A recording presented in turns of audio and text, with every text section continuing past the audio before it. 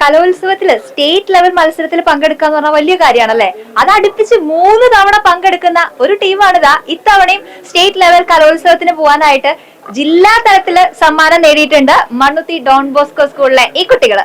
അപ്പോ എങ്ങനെ ഉണ്ടായിരുന്നു നിങ്ങളുടെ പെർഫോമൻസ്? കഴിഞ്ഞപ്പോഴേ അറിയായിരുന്നോ ഇപ്രാവശ്യം ഫസ്റ്റ് നമുക്ക് തന്നെയാണ് എന്ന്? അതെ അതെ അതെ അറിയായിരുന്നു, നമ്മൾ കോൺഫിഡന്റ് ആയിരുന്നു ആ സമയത്ത്, നമുക്ക് അറിയായിരുന്നു. അപ്പൊ നമ്മള് പെർഫോമൻസ് കഴിഞ്ഞ് കുറെ നേരം വെയിറ്റ് ചെയ്തോ? റിസൾട്ട് അറിയാൻ വേണ്ടി വെയിറ്റ് ചെയ്യായിരുന്നോ? വെയിറ്റിംഗ് ഉണ്ടായിരുന്നു റിസൾട്ടിന് വേണ്ടിട്ട്. ഇതിപ്പോ ഒന്നല്ല രണ്ടല്ല മൂന്നാമത് തവണയാണ് നമ്മൾ സ്റ്റേറ്റ് ലെവലിലേക്ക് പോകുന്നത്. അതിന്റെ ഒരു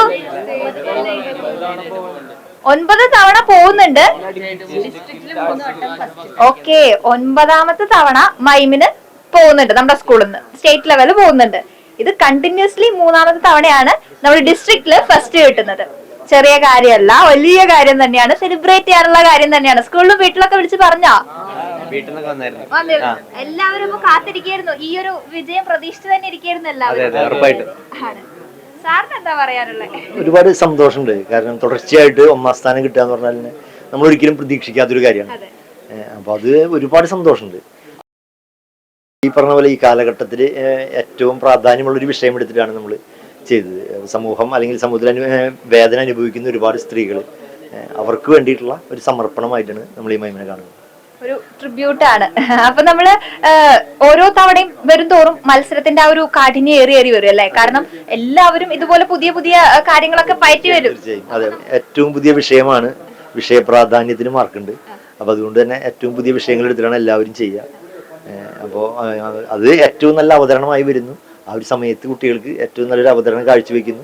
അതിനകത്ത് മനോഹരമായിട്ടുള്ളതിന് ഫസ്റ്റ് കിട്ടുന്നു. ഞാൻ അനീഷ് രവീന്ദ്രൻ, തൃശ്ശൂർ തന്നെയാണ് സ്വദേശം, നാടക പ്രവർത്തകനാണ്. സ്കൂളുകൾ കോളേജുകളിലൊക്കെ ആയിട്ട് മൈമ്, ഡ്രാമ, സ്കിറ്റ്, മോണാക്ട് ഒക്കെ ചെയ്തുകൊണ്ടിരിക്കുന്നു. ബിഷഡി, ആവണി, ആദിൽ, ആൻസൺ, ജുവൽ, അലക്സ്, ഏഞ്ചലിൻ. അപ്പൊ നിങ്ങള് മുൻപ് സ്കൂളിൽ മൈമിന് നിങ്ങൾ തന്നെയാണോ പോവാറ്? കഴിഞ്ഞ വർഷമൊക്കെ ആണെങ്കിലും ഞങ്ങൾ സ്റ്റേറ്റ് ലെവലിൽ പോയിട്ടുണ്ട്. ഇതിപ്പോ സെക്കൻഡ് ഇയർ കഴിഞ്ഞാൽ നമ്മൾ സ്കൂളിൽ നിന്ന് പോയി കോളേജ് ലെവലിലേക്ക് പോവാൻ പോവാണ്. അപ്പൊ അവിടെയും പോവാൻ നമുക്ക് മൈമിന് അല്ലേ? വേറെ വല്ല മത്സരത്തിലും പങ്കെടുക്കാറുണ്ടോ? മൈമ് തന്നെയാണ് കോൺസെൻട്രേറ്റ് ചെയ്യുന്നത്. ഡെഡിക്കേഷൻ ഇതിനകത്താണ് മൈമിൽ. ഫുൾ ഡെഡിക്കേറ്റ് ചെയ്തിട്ടാണ് മൈം ചെയ്യുന്നത്. അതുകൊണ്ട് മറ്റു മത്സരങ്ങളിൽ പങ്കെടുക്കാനുള്ള ഒരു സമയം കിട്ടുന്നില്ല എന്നുള്ളതാണ്.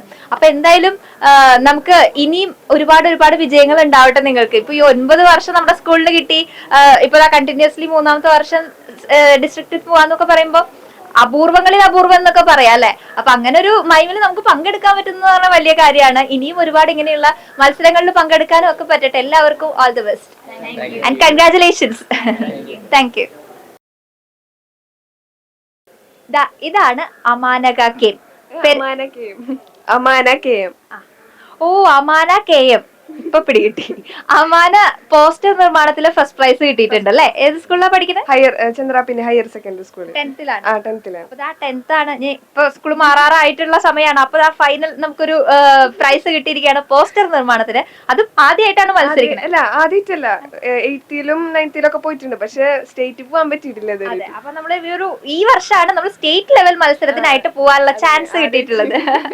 അതിന്റെ ഫുൾ സന്തോഷം ഉണ്ട് അമാനയ്ക്ക്. അപ്പൊ എന്തായിരുന്നു ടോപ്പിക്? അത് ലോക അറബി ഭാഷാ ദിനമായിരുന്നു. അപ്പൊ നമ്മള് എത്ര സമയം ഉണ്ടായിരിക്കും? നമുക്ക് 1/2 മണിക്കൂർ ഉണ്ടാവുള്ളൂ. അതിനുള്ളിൽ നമ്മൾ അത് പ്രസന്റ് ചെയ്തു. പിന്നെ പ്രസന്റ് ചെയ്യില്ല, അത് ചെയ്തു കംപ്ലീറ്റ് ആക്കണം 1/2 മണിക്കൂറിനുള്ളിൽ. അത് കഴിഞ്ഞ് റിസൾട്ട് വേഗം തന്നെ വന്നോ? അല്ല, കൊറേ സമയമായി റിസൾട്ട്. നമ്മളത് അറിയാൻ വേണ്ടി വെയിറ്റ് ചെയ്യായിരുന്നു. വെയിറ്റ് ചെയ്തതിന് ഗുണം ഉണ്ടായി. അപ്പൊ ഹാപ്പി ആയി. കാരണം നമ്മൾ ഈ പറഞ്ഞ 8ലും 9ലും നമ്മൾ പാർട്ടിസിപ്പേറ്റ് ചെയ്തിട്ടുണ്ടെങ്കിലും ഇപ്രാവശ്യം ഇത് പോയിട്ടുണ്ടായിരുന്നു, പോസ്റ്റർ നിർമ്മാണത്തിന് പോയി. പക്ഷെ എനിക്ക് ജില്ല വരെ പോകാൻ പറ്റിയുള്ളൂ, പുറത്തായിരുന്നു. പിന്നെ ഇപ്രാവശ്യം എനിക്ക് ഭയങ്കര ആഗ്രഹം ഉണ്ടായിരുന്നു, പക്ഷെ കിട്ടിയപ്പോ സന്തോഷം. എക്സൈറ്റ്മെന്റ് പറയുമ്പോഴുണ്ട് കേട്ടോ, ആ ഒരു സന്തോഷം നമുക്ക് കാണാനുണ്ട്. അപ്പൊ എന്തായാലും കൺഗ്രാറ്റുലേഷൻ.